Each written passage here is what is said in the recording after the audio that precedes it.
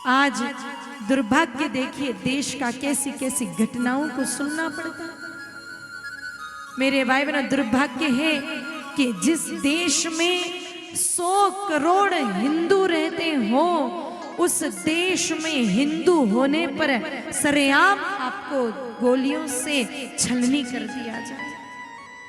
मेरे भाई बहनों, कल की कश्मीर के पहलगांव की जो घटना है वो हमें एक बार पुनः चिंतन करने को मजबूर करती है कि हम किस स्थिति में हमारे देश में रह रहे हैं।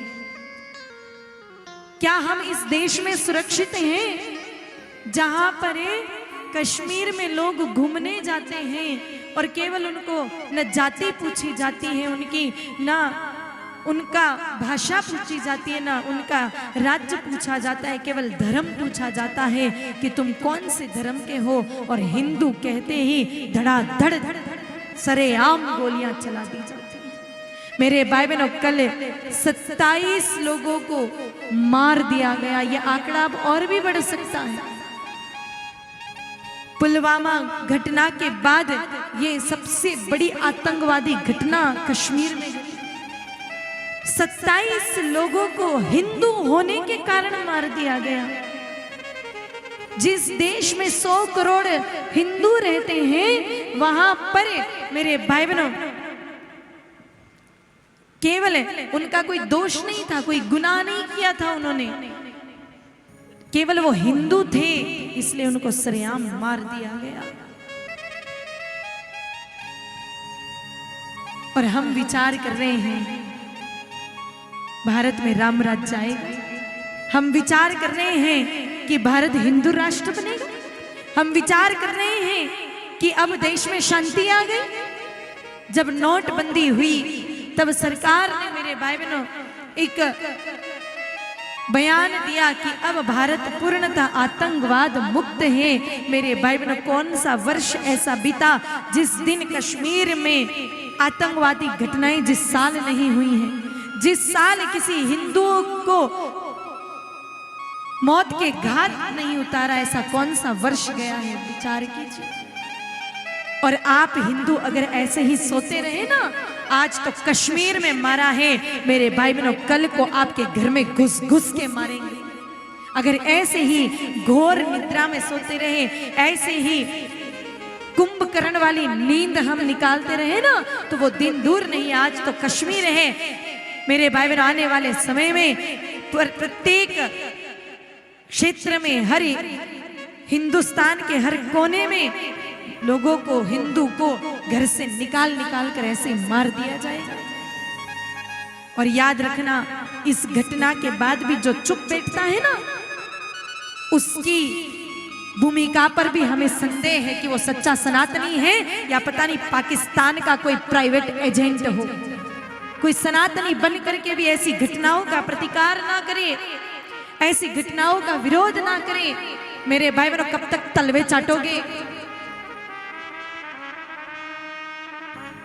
कब तक ये झूठा आश्वासन लेकर के घूमोगे कि अब हम ऐसे देश में रहते हैं जहां पर हिंदू के लिए परिस्थितियां सकारात्मक है? अरे इसी देश में हिंदुओं की सबसे बड़ी आराध्या गौ माताओं को एक दिन में 82,000 की संख्या में काटा जा रहा है। और गौ माताओं को काटा जा रहा था तब आप मौन रहे, इसलिए अब हिंदुओं को ही काटा जा रहा है। क्योंकि उस समय अगर हम विरोध करते, हमारी माँ जब मर रही है तब हम प्रतिकार करते, तो आज ये नौबत नहीं आती। जब माँ कट रही है तब हम मौन रहे, तो अब खुद ही कटने की नौबत आ रही है।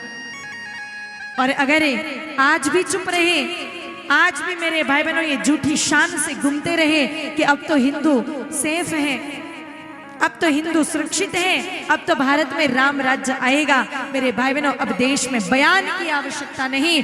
अब तो सारे हिंदुओं की एक ही मांग है कि पहलगांव में जो घटना हुई उसका बदला लेना चाहिए, ना कि बयान देने चाहिए। अब राजनीति करना छोड़िए, ऐसा बदला लेना चाहिए उन आतंकवादियों से कि उनकी 7 पीढ़ियां जब किसी हिंदू पर ही नहीं, किसी व्यक्ति पर अगर हमला करें तो उसको 1000 बार विचार करना पड़े, ऐसा हश्र करना चाहिए। अब बहुत हो गया, बहुत हो गया। कब तक मौन रहोगे? कब तक मेरे भाई बहनों झूठा आश्वस्त होकर के बैठे रहोगे? परिस्थितियां तो हमें आश्वस्त होने जैसी दिख नहीं रही हैं। देश की स्थितियां तो हमें चुपचाप बैठ जाने का संकेत नहीं दे रही हैं। देश की परिस्थितियां तो अभी दूर दूर तक ऐसी नहीं दिख रही हैं कि हिंदुस्तान में राम राज्य कहीं आने वाला है। मेरे भाई बहनों, हिंदुओं को एक तो झुनझुने पकड़ा दिए जाए ना तो फिर उसी को लेकर के बजाता रहता है। एक राम मंदिर क्या बन गया तो हिंदुओं को लगा कि कोई बहुत बड़ा गढ़ जीत लिया। अरे मेरे भाई बहनों, राम जी विराज गए, हम विरोध नहीं कर रहे उस बात का, बहुत अच्छी बात है। कई लोगों ने प्रयास किया, होना ही चाहिए था मेरे भाई बहनों, लेकिन जो राम जी जिनके लिए आए वो गाय माता जिस देश में कटे तो उन राम जी का करोड़ों का मंदिर बन भी जाए तो क्या मतलब उस मंदिर का? जिस देश में मेरे भाई बहनों सनातनियों को ऐसे दिन दहाड़े काट दिया जाए, हिंदू सुरक्षित ना हो, केवल इस बात पर उनकी कोई दुश्मनी नहीं, किसी बात का कोई मेरे भाई बहनों झगड़ा नहीं, केवल ये बात पूछ करके कि हिंदू हो इतना कहते ही अगर मार दिया जाए, गोलियों से छलनी कर दिया जाए तो फिर क्या करेंगे इस राम मंदिर का?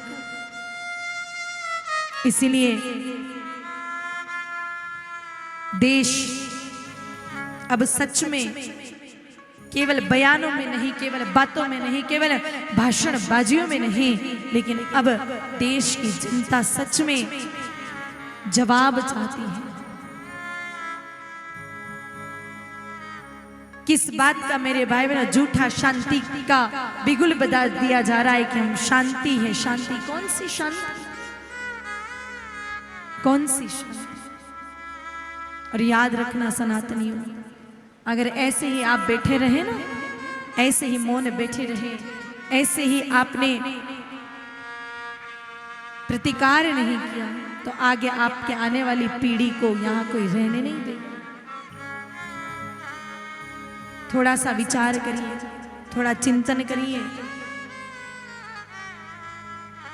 जब से गौ माताएं कटी हैं, धीरे धीरे हिंदुओं की शक्ति ही खत्म हो गई। मेरे भाई बहनों, प्रतिकार भी वो कर सकता है जो व्यक्ति सत्य के मार्ग पर चलता है। जिस व्यक्ति का निजी कोई स्वार्थ ना हो वो प्रतिकार कर सकता है, बाकी नहीं कर सकता। इसीलिए थोड़ा सा चैतन्य अवस्था में अपने आप को लाइए। अभी तो 100 करोड़ में से मेरे भाई बहनों आधे से ज्यादा हिंदू तो जिंदा लाश की तरह घूम रहे हैं। उनको तो कोई राष्ट्र से लेना देना ही नहीं है, उनको तो गौ माताओं से लेना देना ही नहीं है। बस सुबह उठे, खाया पिया, मौज मस्ती करी और मेरे भाई बहनों देश पर बोझ जैसे बने हुए हैं, रात को वापस सो।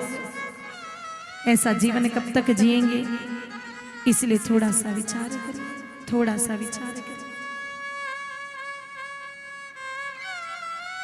हम आज कथा की चर्चा करें उससे पूर्व हमारे उन समस्त सनातनी भाई, वो समस्त हिंदू जिनका कोई दोष नहीं था, बस वो तो केवल घूमने के लिए कश्मीर में गए और उन आतंकवादियों ने, उन दुष्टों ने उन हिंदुओं के प्राण ले लिए। जिन जिन हिंदुओं की कल इस घटना में मृत्यु हुई, हम भगवती गौ माता से, भगवती माँ करणी जी से, ठाकुर जी से प्रार्थना करते हैं कि हे माँ, हे भगवती, उनको श्रेष्ठ लोक में आप स्थान देवें और समस्त सोए हुए सनातनियों को ऐसी ऊर्जा प्रदान करें कि ये समस्त हिंदू जाग उठें और देश में दोबारा कभी पहलगांव जैसी घटना दोहराई ना जाए। उन आतंकवादियों को ऐसा सबक सिखाया जाए, ऐसा बदला लिया जाए कि जीवन में कभी किसी मासूम की हत्या तो छोड़ो, किसी हिंदू के फोटो को भी फाड़ने से पहले 1000 बार विचार करें। ऐसी शक्ति समस्त सनातनियों को देनी चाहिए।